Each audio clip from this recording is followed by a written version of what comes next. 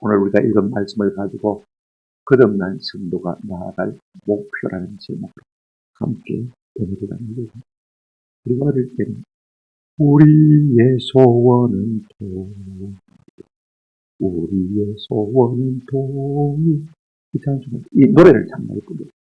제가 대학 1학년 때 오살리 금식 기도원에 가서 보니까 주제가 말입니다. 이게 악강 개사를 해가지고 우리의 소원은 선교, 우리의 소원은 선교. 이래도 되네 싶은 생각이 들더라고요. 제가 은혜를 그때 받았다. 근데 제 마음속에 또 다른 개사가 하나 생겨났습니다. 우리의 소원은 성장, 우리의 소원은 성장. 여러분, 거듭난 성도라면 누구든지 잘하고 싶은 마음, 열망이 우리 마음속에 있기 바라는 것입니다. 참으로 망가지가 부족하고 하나님과 원수기 같은 우리를 하나님이 보여주셔서 말씀으로 거듭나게 하시고 새롭게 하셨습니다. 우리가 지난 시간에 배웠지, 영혼의 거듭남의 증거가 뭐냐, 말씀으로 거듭나게 하셨는데 첫째가 뭐죠? 진리의 순종한 것. 나의 계명을 가지고 지키는 자야 나를 사랑하는 자. 거듭난 사람은 하나님의 말씀 사랑하고 지키려고 들었습니다. 그런가 하면 자기 영혼을 깨끗게 하려고 힘쓰면서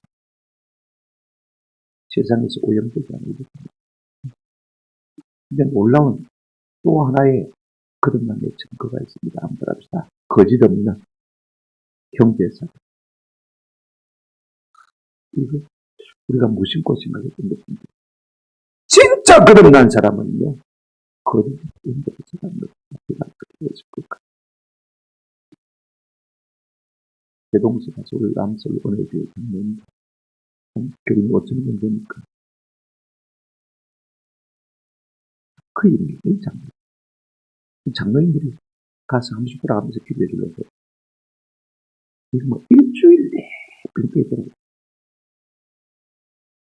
자기가 바지사랑 차장으로 전라도에 근무하니까 땅에서 그랬다는 이야기를 듣고 제가 참 마음에 감동을 받았어요. 땅에서 그랬다는 이야기. 전라도에 장로가 내가 다 책임졌어요. 여기 전라도 주일날이야 물론 쉬운 일이 아니에요. 그래서 참 그런 형제를 그렇게 많이 수고하게 되는구나 제가 느끼게 됐어요. 근데 여러분, 우리가 거듭나서 이것으로 그쳐서는 안 돼요. 오늘 본문이 뭘 말하고 있냐면요, 한마디로 말하면 속에서 앞으로 나아가라고 우리에게 권고하고 있는 것을 볼 수가 있어요. 그래서 세 가지 비유를 듭니다. 생물처럼 자라, 건물처럼 성전으로 세움을 입으라, 어떤 인물처럼 거룩한 제사장이 되라라고 우리에게 부탁하고 있는 것을 볼 수가 있습니다. 셋을 하나로 합치자면요, 한마디로 말하면 이런 것입니다. 한번 합시다. 성숙한 성도가 되라. 그러므로 거듭난 성도가 나갈 목표가 뭐냐? 예수 그리스도의 장성한 분량까지 자라가는 것. 이것이 거듭난 성도의 목표가 됩니다.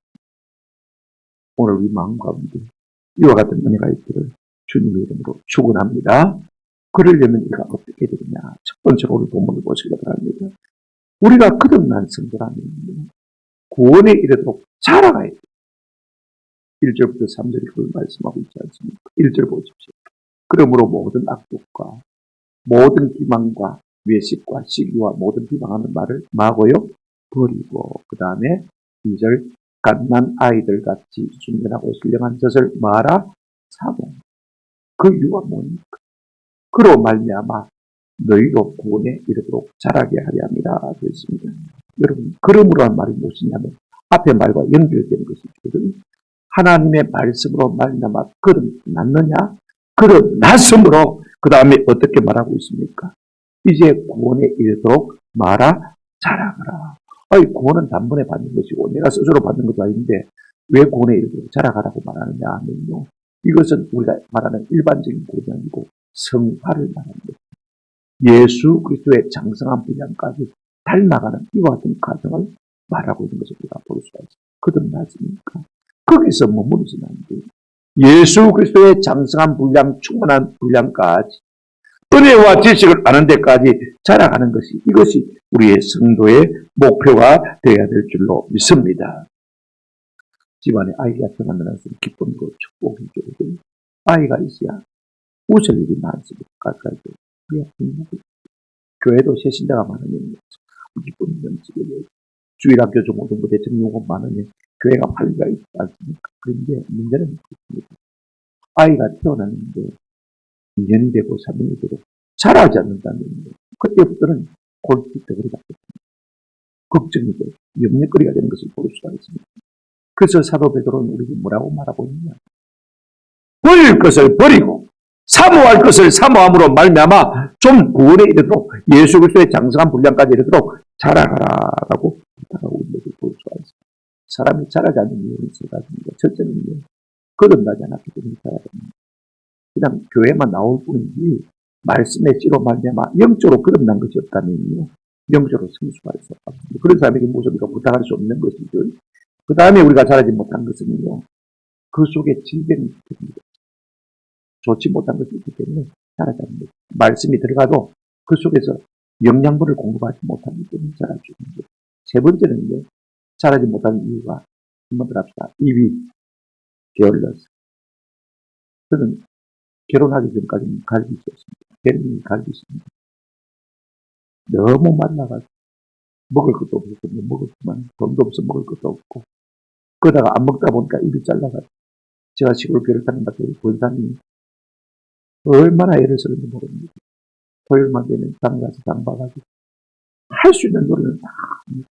밥은 고봉으로 담아주는데 일주일 내 배를 곰다 오다 보니까 한꺼번에 많이 먹을 수가 없어요. 그러면 밥 해주는 권사님이 애가 탑니다. 좀 먹었어요. 먹었어요. 개를 잡아서 보신탕을 해서 보기도 합니다. 그래도 안 먹으면요. 아이고 우리 전사님 입결하다 입결하다. 한식을 하는 것을 봐요. 산에 진미가 있어도 먹지 아니하면 자랄 수 있습니까? 거듭나지 않는 것은 어떻게 할 수 없는 문제니까. 우리가 거듭났다면 그러면 어떻게 되겠습니까? 자라기 위해서 첫째로 마땅히 버릴 것을 버립니다. 오늘 본문 보시기 바랍니다. 1절 끝에 보시면 뭐라고 하고 있습니까? 버리라. 쓸모없는 것. 없어도 될 것들은 다 버려야 돼. 우리가요, 옛날 오래된 지식, 오래된 경험도 버리지 않으면 새로운 지식, 새로운 경험을 받아들일 수가 없어요. 그러면 못 자라는 것이죠. 내나 과거에 매이게 되는 거죠. 그러니까 우리가 필요 없는 것을 자꾸 버려야 새 것을 받아들일 수 있는 거죠. 이게 참 중요해요. 우리가 먹고 변을 보지 않고 버리지 않다면요, 변비가 생기면 어떻게 되겠습니까? 우리가 먹고 쓰레기를 집안에 찌어놓는다면 어떻게 되겠습니까? 그러니까 버려야 될 것은요, 바탕 버리는 것이 나타납니다. 우리가 성장하려면 무엇을 우리 속에서 버려야 되냐? 오늘 본문 보시길 바랍니다. 1절 보십시오. 모든 악독과, 그럼 악독이 뭡니까? 내 속에 있는 악한 생각들이죠. 좋지 못한 생각들. 이거 버리지 않으면 하나님의 신령한 생각들이 우리 속을 채울 수가 없는 것이죠. 내 속에 악이 가득 차 있는데, 악한 생각이 가득 차 있는데 어떻게 하나님의 신령한 생각들이 우리 속에 가득 찰 수가 있겠습니까? 둘째로 뭘 버리라고 했습니까? 쌍으로 되어 있습니다. 보십시오. 모든 기만과 외식입니다. 여러분, 기만과 외식은 쌍입니다. 기만은요, 남을 속이는 것이 기만. 외식은 자기 스스로 속는 것이 기만. 외식입니다. 왜 사람들이 남을 속이고 자기가 스스로 속느냐? 가장 큰 요인 가운데 하나가 아는 것은 많은데 그대로 행치 않는 것입니다. 그래서 사람들이 속이고 속는 거죠. 교회 생활은 오래 했어요. 내가 잘 믿는 지 알려고 하니까 남도 속이고 자신도 속이는 거죠. 그렇죠? 내가 모르면서 아는 지 알려고 하니까 남도 속이고 자기도 속이고. 내 고향 누님이 중학교밖에 안 나는데 대학교 났다고 속이고 결혼한 거죠. 여러분 결통이 안 나겠습니까? 한 번은 50 넘어서 저보고는 고백을 하고 힘들어 죽겠다. 아는 체 하려니까 얼마나 힘들어. 그러니까 남도 속이고 자신도 속이는 거죠. 아는 만큼 살지 않으니까 그런 것입니다. 우리 성도가요, 신앙생활하면서 믿는 대로 생활하지 않는데 이와 같은 악독들이 우리 가운데 생겨나는 것을 볼 수가 있습니다. 세 번째 쌍이 무엇입니까? 이게 모든 자가 앞에 좀 모아야 되는데 모든 시기와 비방하는 말을 드리고 있을 겁니다. 시기와 비방도 여러분 쌍입니다. 내 속에 열등감을 갖고 있으면 그게 시기입니다. 그걸 밖으로 표출하면 비방이 되죠. 그렇지 않습니까? 여러분, 시기와 비방은요, 자기 스스로 나는 못나서라고 떠벌리고 다닙니다. 그래봐야 아무 소용없는 자기 못난 것만 드러날 뿐. 사람들은 자기 못난 걸 생각 안 하고 남 시기하고 비방하는 것을 보여주고 그런 사이에 자기가 자라가면 얼마든지 인정받을 텐데 이런 것들을 우리가 버리게 되어지면 자라가게 된다. 그 말씀인 것입니다. 모든 이라고 말이 붙어 있습니다. 이런 것들 하나 우리가 버려갈 때 드디어 성장의 길로 들어서게 됩니다. 그러나 그거를 고치지는 않습니다. 그 다음에 우리가 적극적으로 해야 될 것이 무엇입니까? 오늘 보면 2절을 한번 보시면 됩니다. 갓난 아기들 같이 빈전하고 훌륭한 젖을 말아 참아라. 여러분, 우리가 하지 말아야 될 것을 하는 것이고 적극적으로 해야 될 것을 향해서 나아가고 힘쓸 때 우리가 자라갈 수 있는 것입니다. 여러분, 자라려면 먹어야 되잖아요. 그런데 뭘 먹으라고 말하고 있습니까? 갓난 아이들 같이 뭐라고 했습니까? 순전하고 신령한 젖을 말아 참으라. 아이 키우는 오래돼가지고 잊어버렸는데 우리 셋째 손녀가 나오니까 2-3시간마다 한 번씩 젖을 먹는 거예요. 보름만에 한 번씩 보면 아이가 쑥 자라요. 쑥 자라요. 2-3시간마다 먹으니까요. 그렇게 자랄 수밖에 없습니다. 거듭난 성도는요, 본능적으로 말씀의 젖을 빨게 되어 있습니다. 그러면 뭐하게 되어 있습니까? 자라게 되어 있습니다. 여러분, 내가 거듭났냐 안 거듭났냐 남 보고 물어볼 필요가 없습니다. 내 속에 말씀을 삼아오는 마음이 있느냐 없느냐 이걸 여러분 하나 점검해 보시면 간단한 거죠. 말씀을 내가 사랑하는 거예요. 말씀을 먹으려고 애를 쓰느냐, 힘이 앞에 앉아있기를 더 힘쓰느냐, 아니면 성령 앞에 앉아있기를 더 힘쓰느냐, 예배하기를 더 힘쓰느냐, 놀러가기를 더 힘쓰느냐, 이것만 여러분 가늠해 보면요, 내가 그런 삶인지 아닌지 우리가 구분할 수가 있는 것입니다. 여러분, 말씀을 가르쳐서 순전한 젖이라 그랬습니다. 거짓이 없는, 그리고 순도 100%. 저는요, 세상에 단 한 권의 책만 있다면 인류가 훨씬 더 발전하실 것이라고 생각합니다. 성경만 있으면 되는데 인간들이 잡다한 책을 만들어내가지고 복잡하게 만듭니다.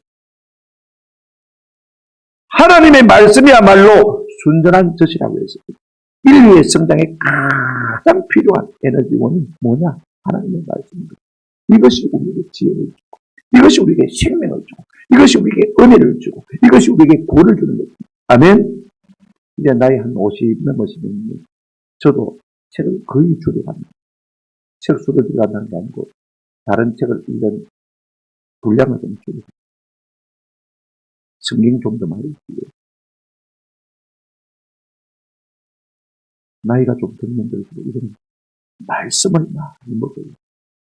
여러분, 나이 들었다고 해서 성장을 멈추면 그런 난 성도 아닙니다. 죽을 때까지 자라야 되는 사람이 누구냐? 성도입니다. 죽을 때까지 말씀을 삼아야 돼요. 그 말씀을 듣고 우리 자신을 변화시키려고 하는 것입니다. 그러면 내가 자라고 있다는 증거를 어떻게 알 수가 있느냐? 내가 거듭남의 증거는 말씀을 삼아하는가? 내가 성장하고 있는 증거는 뭐냐면 한번 따라합시다. 내가 신앙생활을 하는 것이 힘이 드는 사람은 잘하고 있습니다. 그냥 뭐 행태기로 가면 가고 말고 그런 겁니다. 영적으로 성장하고 있는 사람은 어떤 사람이냐? 신앙생활하는 것입니다. 여러분, 멍 때리고 예배 시간에 있으면 말씀 하나도 안 들립니다. 그죠? 듣는 것 같죠? 그러나 안 들립니다.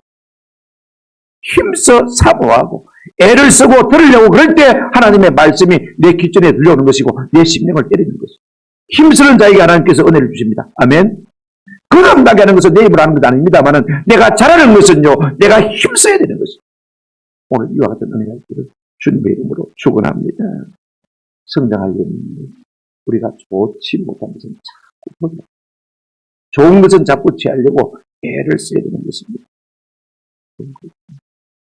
우리가 세상에 이것저것 다 시비하면서 자라갈 수가 없습니다. 제가 한 20년 전에 금융산을 하고 다닐 때 몸이 좀 힘들었어요. 제가 사실이 하는 그것이란가 하는 생각을 해보니까 먹고 산을 찾게 되더라고요. 근데 금융산에서 저 사직도 넘어가는 그 길 중간에 보면 이제 전라무 구리가 있어요. 여러분들도 아마 잘 모르고 그 당시 나설 수 있습니다만 저는 마음의 정원이기 때문에 그것을 다들 들려서 그곳에 앉았다가 이걸로 쉬었다고 합니다. 그는 이제 전나무만 쭉 굴러다니고 자라고 있어요. 특징이 뭐냐면 그 밑에는 아무 잡초가 없어요. 제가 그걸 보면서 깨달은 게 느낀 게 뭐냐면 처음에 전나무가 부러져가지고 그 씨앗이 자랄 때는요. 온갖 잡풀들과 함께 경쟁 안 했겠습니까? 만개나무로 침대는 밤에 있었죠. 그것저것 다 신경 쓰는 자라죠. 오직 자라는 데만 신경을 썼더니 옆에 다른 것은 다 빈정이 되죠. 다른 것이 쓸 수가 없습니다. 오늘 우리가 이왕에 예수 믿고 거듭났다면 이런저런 거 다 생각하게 되죠. 누가 뭐라고 하든지 자라는 데만 신경 써주는 은혜가 있기를 주님의 이름으로 축원합니다. 두 번째로 거듭난 성도라면 우리가 어떻게 될 것이냐? 여러분 4절 5절입니다. 사람에게는 버림받아 되었으나 하나님께는 택하심을 입은 보배로운 산돌이신 예수께 나아가 그 다음에 5절 상반절에 너희도 산돌같이 신령한 집으로 세워지고 앞에는 자라가라 책물에 비유했습니다마는 이제는 세워지라 건물에 비유하고 있는 것을 볼 수가 있습니다. 어떻게 했어요? 예수께 나아가서 뭐가 되라고 하고 있습니까? 신령한 집으로 세워지라. 신령한 집이 어떤 집일 것 같습니까? 여러분 생각해. 육적인 집은 아니죠, 그죠? 신령한 집은 하나님이 계십니다. 거룩하신 하나님이 계시면 신령한 집이 되는 것입니다. 꼭 건물만 아닙니다. 고린도전서 3장 16절에 보면 사도 바울이 우리에게 이렇게 말했습니다. 보실까요? 너희가 하나님의 성전인 것과 우리가 하나님의 성전이에요. 하나님의 성령이 내 안에 계시는 것을 알지 못하느냐. 하나님의 성령이 우리 속에 계시면 뭐가 됩니까? 성령이 됩니다. 성전이 되는 거죠. 우리가 성령이 계시는 성전으로 지어져 가라. 이렇게 우리에게 부탁하고 있는 것을 볼 수가 있습니다. 그러려면 우리가 어떻게 해야 됩니까? 소극적으로 하지 말아야 됩니다. 아니, 소극적으로 금해야 될 것이 있습니다. 좀 다른 말로 표현하면 자기를 떠나야 돼. 이게 참 중요해요. 나를 버려야 우리가 신령한 집으로 세워줄 수가 있습니다. 여러분, 신앙생활은요, 자기를 자기되게 하는 것을 떠나는 것이 신앙생활입니다. 아멘? 여태까지 나를 나되게 한 모든 구습들, 옛 습관들, 옛 관계들 다 포기하는 것입니다. 과감하게 떠나버릴 때 우리가 자라갈 수가 있어요. 아멘? 옛날 친구 여전히 두고 있으면요, 신앙이 안 자라요. 옛날 습관, 풍습 그대로 가지고 있으면 신앙이 안 자라요. 그렇지 않습니까? 제가 시골교회 섬길 때 우리 권사님 참 제가 평생에 잊을 수 없는 진짜 오리지널입니다. 그분이 12살 때부터 담배를 피우고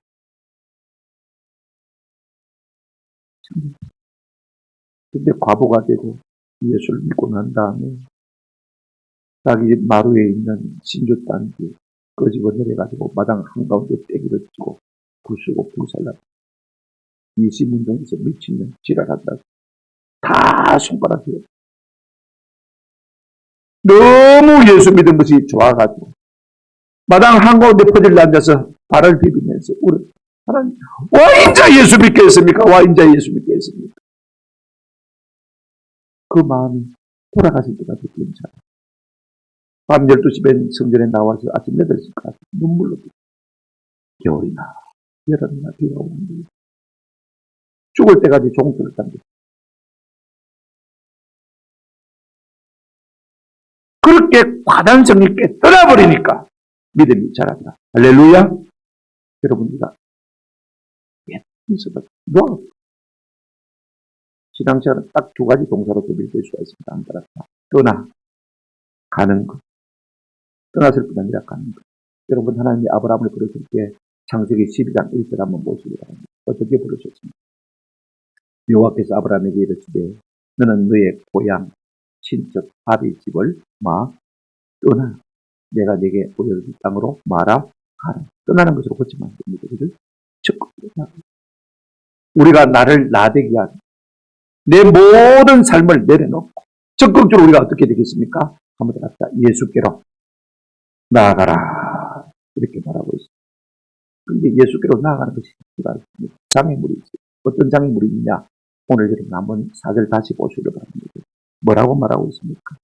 사람에게는 버림받아 되었으나 하나님께는 택하심을 입은 그대로운 산돌이신 예수께나요. 오늘 우리에게 장애된 것이 뭐냐면 예수님이 사람에게는 인기가 없는 것입니다.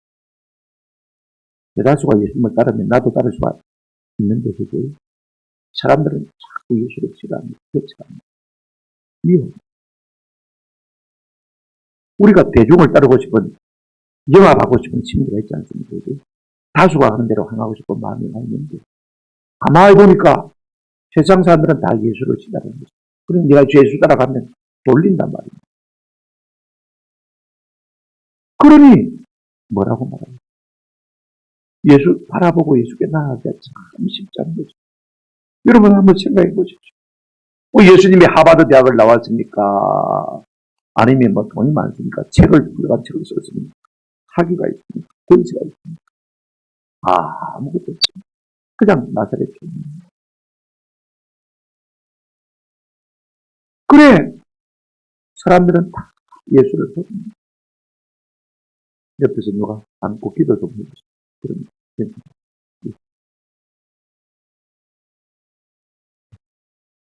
옆에서 기도만 해주십니다.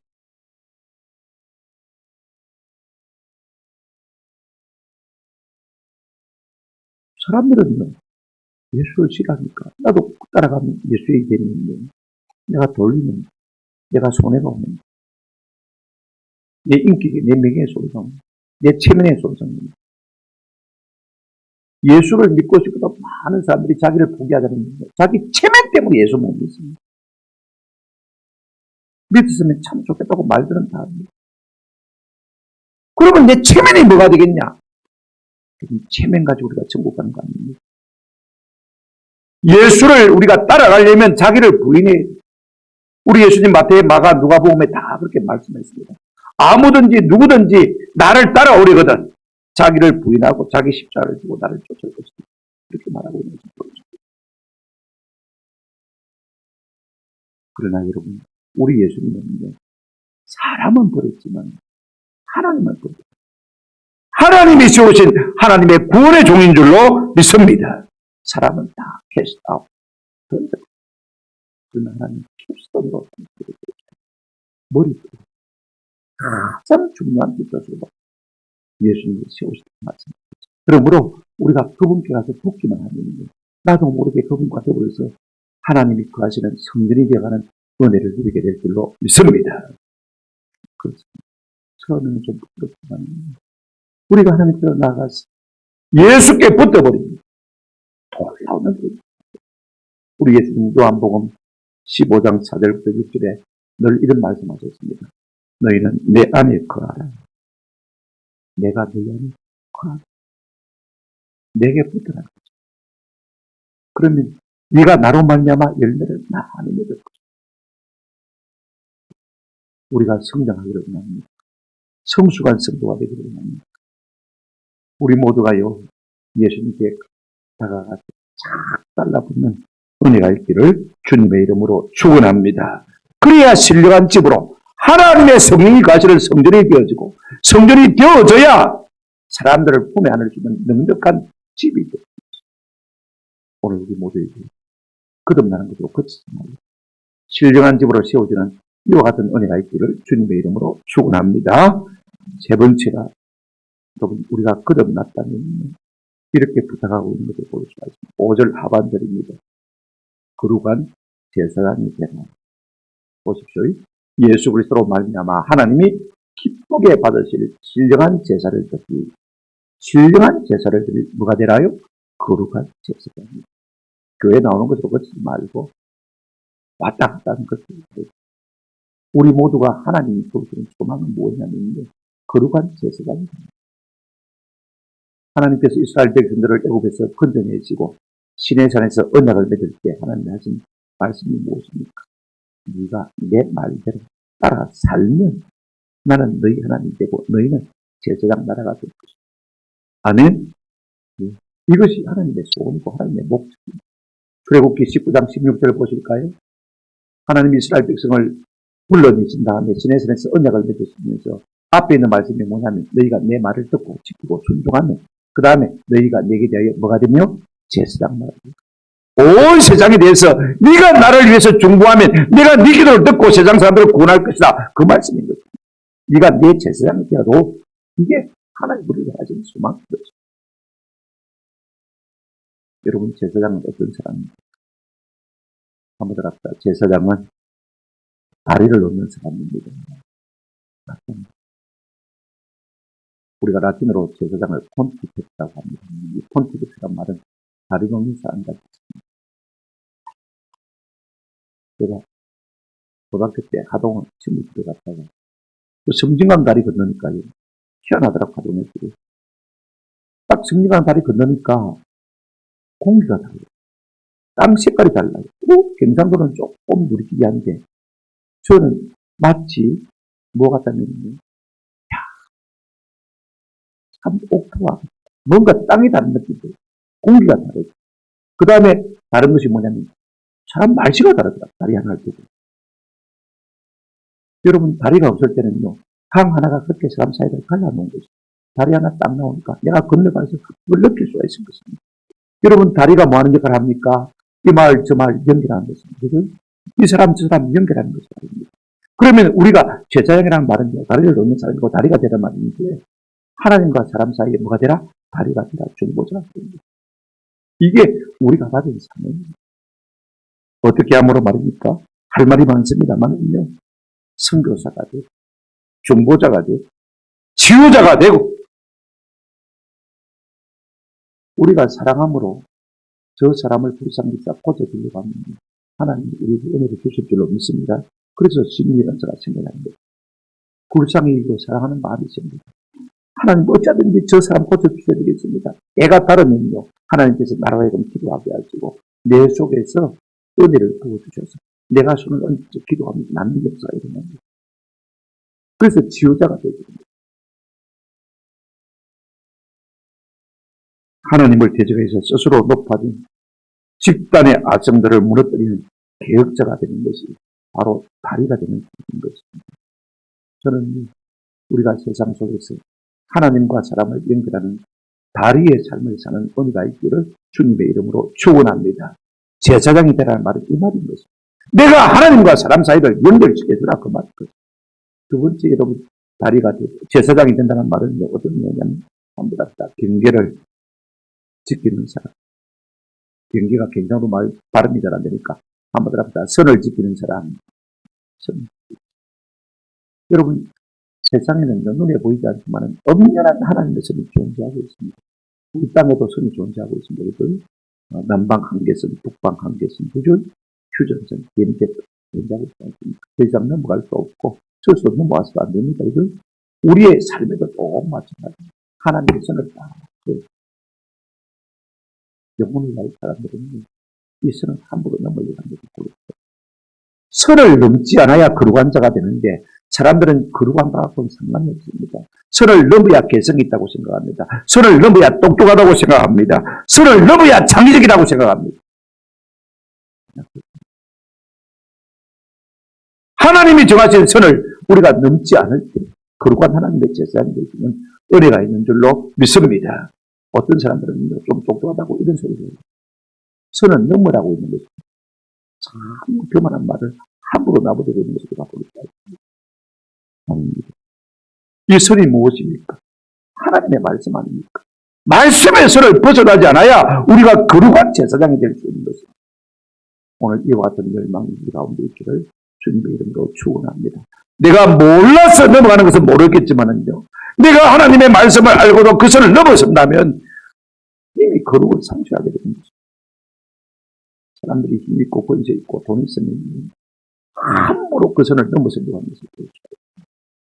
차라리 돈 없는 것이 낫습니다. 그래서 바울은 이렇게 기도했어. 나는 나로 너무 가난하게도 마옵. 가난하면 남의 담을 뛰어넘어야 되니까 그것도 선을 넘는 것입니다. 너무 부하게도 마옵. 힘이 있으면 그 힘 가지고 함부로 하나님의 말씀을 벗어나서 기도를 해요. 나는 너무 부하게 됩니다. 우리 성도는요, 그렇게 사는 것이 가장 큰 복인 줄로 믿습니다. 그래서 하나님의 선을 지키는 사람, 그래서 거룩한 제사장이 된다면 이것이야말로 성도의 사명을 감당하는 것입니다. 세 번째 제사장이 된다는 말이 무슨 말이냐면요, 한번 합시다. 자신을 드리는 사람. 로마서 14장 17절 한번 보실까요? 로마서 14장 17절이요. 한번 같이 읽으십시다. 시작. 우리 중에 누구든지 자기를 위하여 사는 자도 없고 자기를 위하여 죽는 자도 없고 예수님이 날 위해 죽으시고 다시 사셨습니다. 이제는 우리가 누구의 것입니까? 예수의 것이거든요. 그러니까 이제는 우리가 예수님처럼 살아야 된다 그 말입니다. 나를 위해서 살아서 안 된다 그 말입니다. 제사장이 된다는 것은요, 자기를 위해서는 아니라 여러분 제사장은 그렇게 살았지 않습니까? 이스라엘 백성들을 위해서 중보했지 않습니까? 우리가 그렇게 살려고 애를 쓰는 것이고 진짜 제사장의 법을 사는 거죠. 내가 버리면 돼. 내 마음대로 와. 내가 쓰는데 와. 이렇게 할 사람 거듭난 사람. 성장한 사람. 내 것이다. 그를 위해서 쓰려고 애를 쓰는 사람. 그 사람이 진짜 제사장.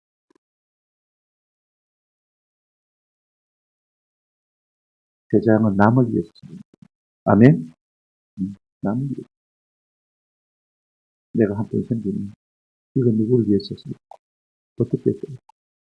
이걸 하나님한테 물어가는 거죠. 그럼 내 삶은 어떻게 살지? 내 삶은 또 다른 사람이 살아주는. 아멘? 진짜 성도는 그렇게 사는 거예요. 나는 저를 위해서 살고 저는 나를 위해서 살고. 얼마나 복된 삶입니다. 그렇게 안 살아지는데 정말로 그렇게 살아집니다. 목사님 저를 위해서 그렇게 한스킨이라는 가톨릭의 신학자는 이런 말을 했습니다. 제사장들은 각기 다른 사람을 위해 하나님 앞에 나아가는 자이고 각 사람마다 다른 형제를 책임지는 사람들이 그들은 다른 형제들의 고통과 고난을 같이 나누며 그들의 죄짐을 같이 지며 매사에 동거하기 위해 부름을 받은 사람들이고 만인 제사장직이란 신자마다 자신을 위해 살지 않고 하나님 앞에서 다른 사람을 위해 살며 그 대신 자기는 다른 형제들의 도움을 받아가며 사는 성도의 교제입니다. 제사장, 만인 제사장이라는 것은 목사하고 우리하고 집사하고 계급이 똑같다는 이야기 아닙니다. 그래서 그 말은 무슨 말이냐면 우리가 남을 위해 많은 사람이다 사는 사람이다 그 말이죠. 그럼 나는 어떻게 살았는가? 다른 사람도 나를 위해서 살아야 되는 것이죠. 이것이 제사장의 삶입니다. 이 삶을 위해 사람이 우리를 부르셨고 이 목표까지 나아가도록 우리를 자라가라고 권면하고 있는 것을 보였다. 말씀을 드렸습니다. 거듭난 성도라면 반드시 자라가라. 거듭난 성도라면 성전이 되어져야 합니다. 거듭난 성도라면 제사장이 되어져야 합니다.